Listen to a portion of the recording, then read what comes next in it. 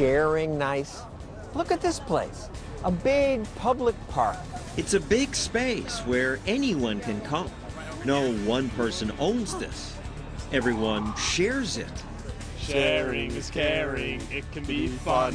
It feels good, just like this children's song makes you feel good about sharing. Sharing is caring. It can be fun. And when I asked, What's better, public or private? most people said, Well, obviously public. If it were private, they'd probably charge you a fee for looking. Wouldn't you say public? Otherwise we wouldn't be here right now, right? But wait, is that true? supermarkets are private, so are churches, but both are more accessible to the public than, say, public schools. Also, public sometimes isn't very nice. What comes to mind when you hear the words public toilet? Oh, well, that's gross. Those are, That's gross. Yes, this is the image I have of public toilets. And my town's public parks, including this one, used to look gross too. Garbage everywhere, buildings covered with graffiti, fields bare of grass. Sharing is not necessarily caring. Sharing can mean neglect. But then, why is this park now so nice? Because it's under new management, private management. Oh, I didn't know that. That's interesting. But that goes against what people expect. This is actually a privately managed park. Really? I did notice last week when I was here, they have awesome toilets. Yes, even the toilets are better. Great toilet because they clean it very nicely. Because when you own something, you take care of it. When no one owns it, nobody takes care of it. Nobody washes a rental car. People destroy other common property, like much of the world's rainforests. American settlers nearly killed all the buffalo. Now we're overfishing the oceans. When everyone owns a resource, no one really cares about it. No one really takes care of it. It's called the tragedy of the commons. And that's our show tonight. And now, the man who shatters conventional wisdom, John Stossel. We like the idea of sharing, communal property, but it does lead to what economists call the tragedy of the commons. It's a tragedy because nasty things happen when everyone owns something. I first heard that phrase in a story about some shepherds who lived around a grassy area they called a commons. Since all the shepherds shared this free green grass, they grabbed as much of it as possible. They kept breeding sheep and bringing many more sheep to graze, but soon all the grass was gone. The sheep died, and the shepherds had nothing. So then they divided the commons into parcels. Now each shepherd owned one. Each had an incentive to limit the number of sheep that grazed on his grass. Prosperity happened, and everyone lived happily ever after. Okay, it's not quite that simple usually, but we should think about this today on Thanksgiving. This week, school children were taught it's a day of sharing. The Pilgrims and the Indians shared the fruits of the harvest, but that misses the point. I assume most of their teachers don't even know that thanks to sharing, the Pilgrims almost starved.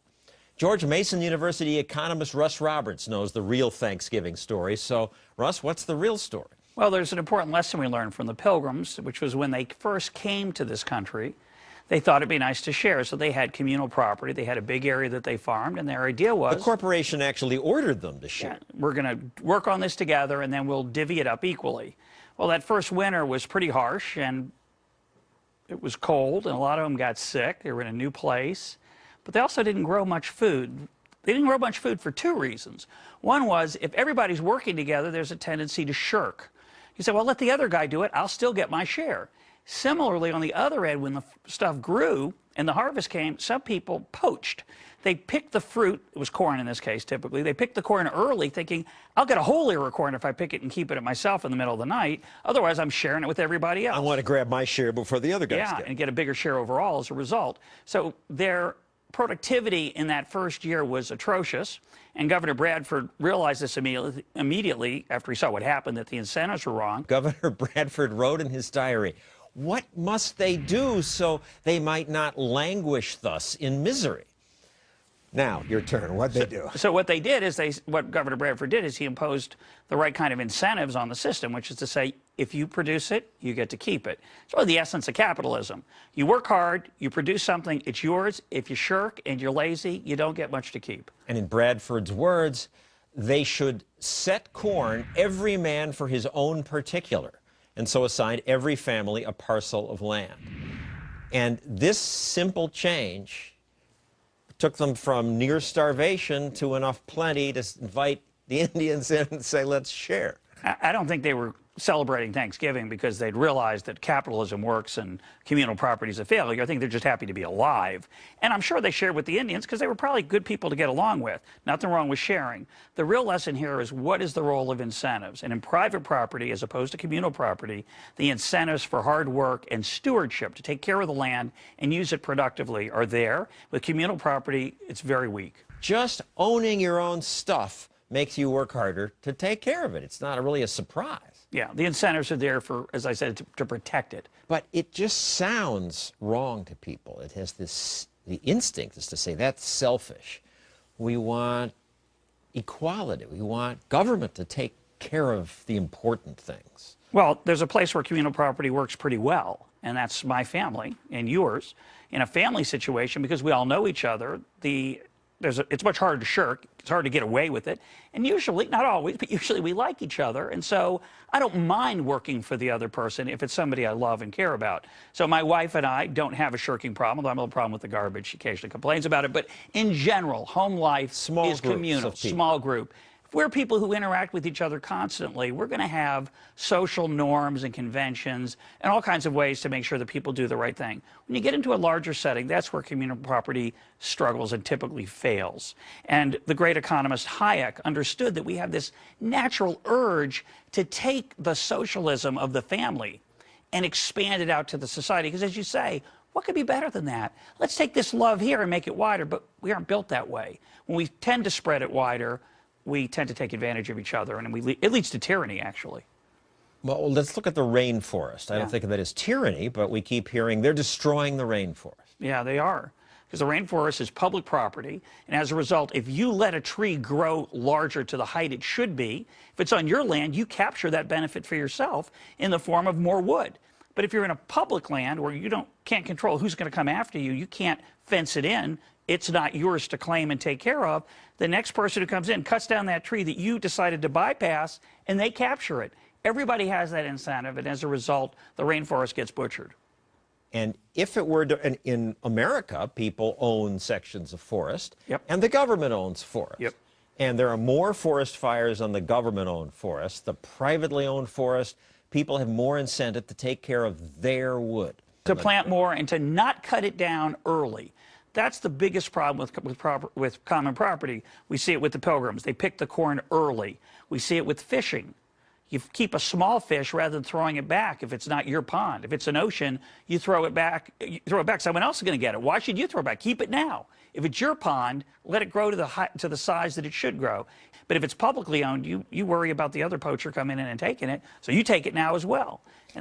So I can understand how fish farming, private ownership of the fish, would work in some inland area, but I can't see how you do it with the ocean. Well, the ocean's got a couple issues. With migrating fish, you can't really own the property. You could own the fish. You could have a certain tagged fish potentially with electronic surveillance and other technologies. But the way that they're solving that problem with oceans is with tuna. They're building these enormous pens it's a fish farm in the ocean. It's saltwater, briny fish, and they're somewhat free.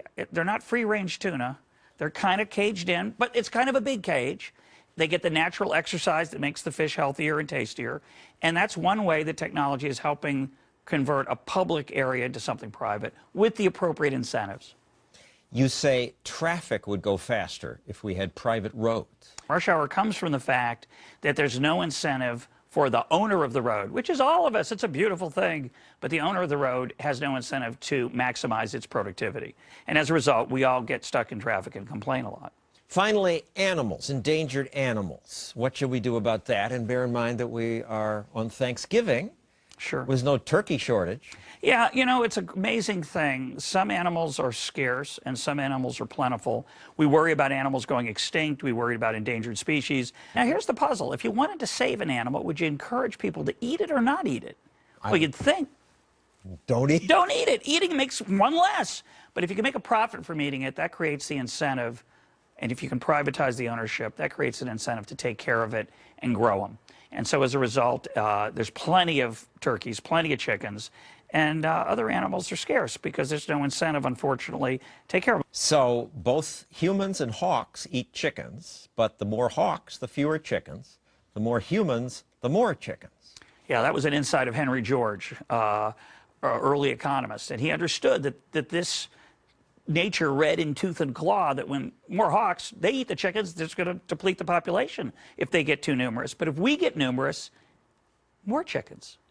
That is the power of incentives. We then protect chickens, we breed chickens, we breed make chickens. sure we've got plenty of them. And there's a profit to be made from growing them and taking care of them and making them healthy and eating them. If we made it illegal to sell chickens, we'd be in trouble. Profit saves things. Thank you, Russ Roberts from George Mason University. Coming up, these animals are endangered too. What's the best way to save them? Kill them. That's right, let's kill them.